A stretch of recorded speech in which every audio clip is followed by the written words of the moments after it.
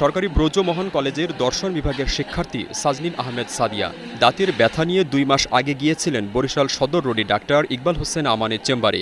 সাদিয়ার দাঁতের বিভিন্ন পরীক্ষা নিরীক্ষা শেষে আক্কেল দাঁত সোজা করতে টিথ এলাইনার স্থাপন করেন তিনি। পরবর্তীতে আক্কেল দাঁতের পাশের আরেকটি দাঁতে সমস্যা দেখা দেয়। পুনরায় ডাক্তার ইকবালের কাছে গেলে তিনি সেই দাঁতে রুট ক্যানেল করে দেন।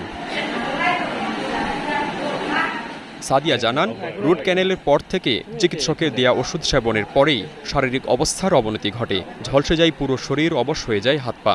এই ওষুধটা যখন দিচ্ছে, দেওয়ার পর আমি ওনাকে বলছিলাম যে আমার এই ওষুধে অনেক সমস্যা হইতেছে, এই ওষুধের সমস্যা হইতেছে, আমি কি এটা বাদ দিব কিনা, যে মাথা প্রচণ্ড ঘুরাইতেছে, অনেক ঘুম আসতেছে, মানে এক কথায় মানে শরীর পুরো আমার শেষ অবস্থা, এরকম বলছিলাম ওনাকে।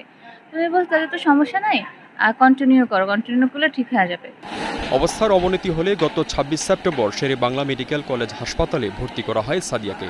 ওর বাবা এসে দেখে মেয়ে বেশি অসুস্থ, তখন আমরা সরোয়ার স্যারের কাছে নিয়ে গেছি আর কি। সরোয়ার স্যারের কাছে নেওয়া যাওয়ার পরে উনি সাথে সাথে বলছে, মানে তার মুখ অন্ধকার হয়ে গেছে, মেয়ে তো অবস্থা বেশি ভালো না, আপনারা ওরে তাড়াতাড়ি ইমিডিয়েটলি নিয়ে যান ইয়েতে মেডিকেলে। নিয়ে বলে লিখে দিয়েছে, রেফার করে দিয়েছে, তো আমরা এখানে ভর্তি হয়েছি আর কি। এখানে আইসাও তারা আমি ফোন দিছি, সে ফোন রিসিভ করে নাই।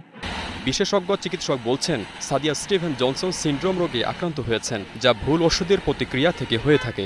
যে একটা ঔষধের রিয়াকশনে এরকম একটা সমস্যা হইতে পারে। হ্যাঁ, কিছু একটা ঔষধের রিয়াকশনে একটা রোগ হয়, হ্যাঁ, একটা সাইড এফেক্ট হয়, যেটা স্টিভেন জনসন সিনড্রোম বলে। আমার কাছে মনে হয়েছে যে এটা স্টিভেন জনসন সিনড্রোম হইতে পারে।